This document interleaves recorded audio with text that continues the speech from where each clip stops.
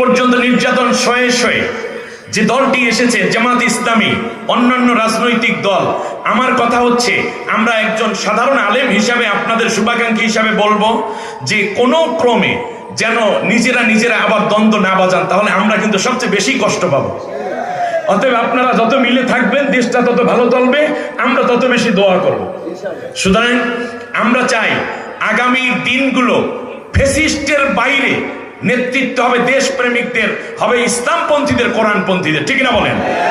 এজন্য আশা করি আগামী বছর যদি এইরকম পরীক্ষার বিষয়টা মাথায় রেখে কখন থেকে দিলে ভালো হয় সেই দিকে একটু খেয়াল রাখবেন। কারণ চুপাইর মাহফিল শুধু গাজীপুরের মাহফিল নয়, চুপাইর মাহফিল টোটাল বাংলাদেশে এক নামে চেনে, চুপাই হাই স্কুল মাঠের মাহফিল। অতএব এটা গাজীপুরের বিশাল এক ঐতিহ্য।